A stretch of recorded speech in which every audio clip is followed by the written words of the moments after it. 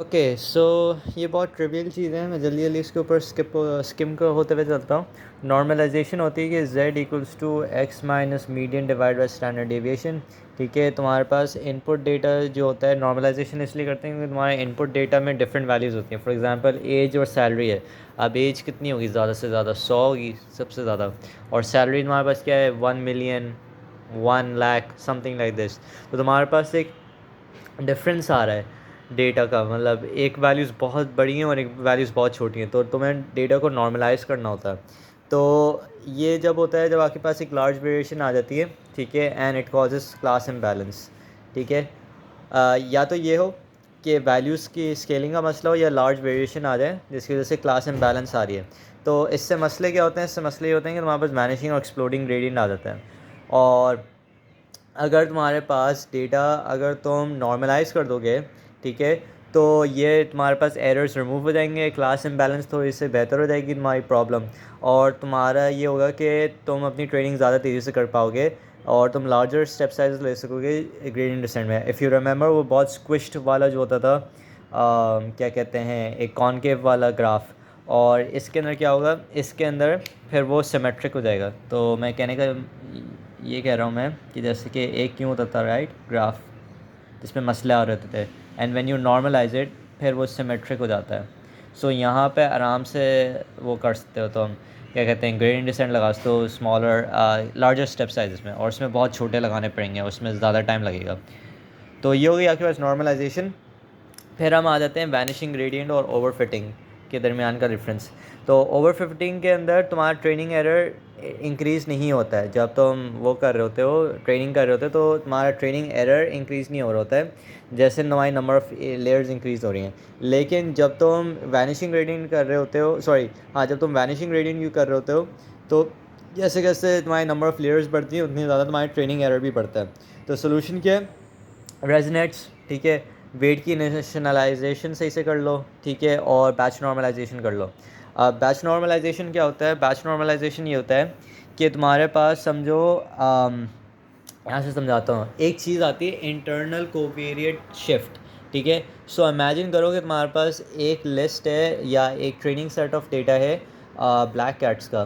ठीक है, उस पर तुम ट्रेनिंग करा रहे हो, तो मशीन को ये पता है कि ब्लैक कैट क्या है। लेकिन अगर तुमने कलर्ड कैट्स पे टेस्ट करोगे तो वो परफॉर्म नहीं करेगा सही से। तो हो ये रहा है कि तुम्हारी इनपुट की डिस्ट्रीब्यूशंस जो है ना डेटा की, वो डिफरेंट हो रही है, वो शिफ्ट हो रही है। तो उसको, और अगर डेटा में हम रिप्रेजेंट करें तो टेक्निकली तुम्हारा मीन और वेरिएंस जो है वो डिफरेंट है। So what you have to do is you have to apply batch normalisation to normalise the mean and the standard deviation, के मीन 0 हो जाए और स्टैंडर्ड डेविएशन 1 हो जाए। चाहे कुछ भी इनपुट में शिफ्ट आ रहा है वो तो हम नॉर्मलाइज कर सको। अब न्यूरल नेटवर्क पे ये ऐसे रिफ्लेक्ट होता है कि जैसे कि तुम्हारे पास ये लेयर है, ठीक है, अब टेक्निकली इसकी वैल्यूज़ W को अफेक्ट कर रही हैं, राइट, और ये ख़ुद जो वैल्यूज़ हैं ये प्रीवियस लेयर से अफेक्ट हो रही हैं। तो टेक्निकली यहाँ पे एक इनवेरिएंट शिफ्ट आ रहा है कि इसकी वैल्यूज़ शिफ्ट हो सकती हैं, इसकी वैल्यूज़ चेंज हो सकती हैं, जिसकी वजह से W भी चेंज हो रहा है। So what you do is you apply batch normalization on this layer. ठीक है, कि तुम क्या करते हो, you try to normalize before the activation function, for example G. कभी कभार ये होता है कि तुम आफ्टर एक्टिवेशन फंक्शन करते हो, बट द पॉइंट इज़ कि तुम एक लेयर पे अप्लाई करते हो बैच नॉर्मलाइजेशन, ठीक है, और तुम नेक्स्ट सेट ऑफ वेट्स के लिए अप्लाई कर रहे होते हो। ठीक है, तो इससे होता है क्या है, इससे ये होता है कि आपका जो करंट लेयर की जो वैल्यूज़ हैं वो नॉर्मलाइज हो जाती हैं, अगर बहुत एक्सट्रीम भी हैं तो वो नॉर्मलाइज हो जाती हैं, और फिर वो क्या करेगा, वो एक्सप्लोडिंग ग्रेडियंट या वो वैनिशिंग ग्रेडियंट नहीं कॉज करेगा, क्योंकि अगर करंट लेयर की वैल्यूज सही हैं तो फिर वेट्स भी सही ट्रेन हो जाएंगे। सो इसको करते ऐसे हैं कि यहाँ पर एज यू कैन सी यहाँ पे मीन आता है, वहाँ पे मीडियन था।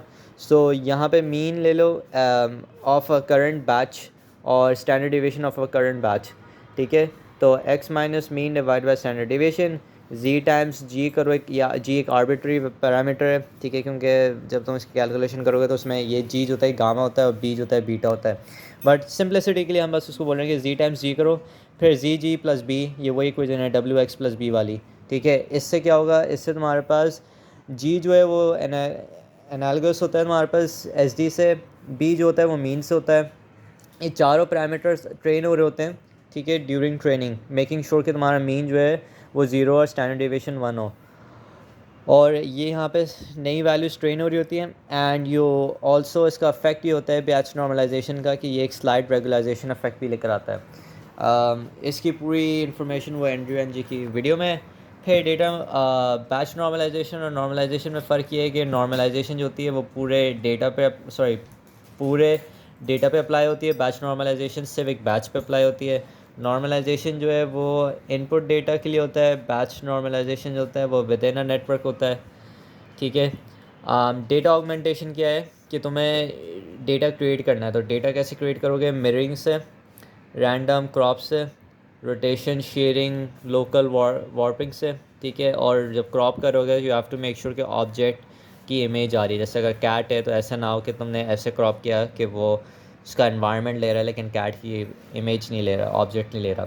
फिर कलर शिफ्टिंग है कि RGB की वैल्यूज़ चेंज कर लो, जितना पॉजिटिव होगा उतना ज़्यादा वो है कि वो कलर यूज़ हो रहा है, जितना नेगेटिव है उतना कलर वो यूज़ नहीं हो रहा है। एंड क्या कहते हैं, ज़्यादा अच्छा ये होता है कि आप उसको रैंडमली चेंज करते हो using a probability distribution. PCA भी यही होता है, इसका ज़्यादा एडवांस वर्जन है, उसमें टेंट्स के साथ तुम खेल रहे होते हो। नॉइजी इमेजेस कर लो, ठीक है, और स्केलिंग कर दो। So you have technically you have 5 to 6 points for data augmentation. ठीक है, मिररिंग, तुम्हारे पास है रोटेशन, शेयरिंग, लोकल वार्पिंग, ठीक है, colour shifting, PCA, noisy and scaling. फिर क्लास इम्बैलेंस प्रॉब्लम जो हम बात कर रहे थे कि एक क्लास बहुत ज़्यादा हो जाती है, एक क्लास कम हो जाती है, तो आप बायस हो जाते हो एक क्लास की तरफ। तो ये होता है इसलिए क्योंकि आपके पास एक क्लास का बहुत ज़्यादा डेटा है, एक क्लास का बहुत कम डेटा है।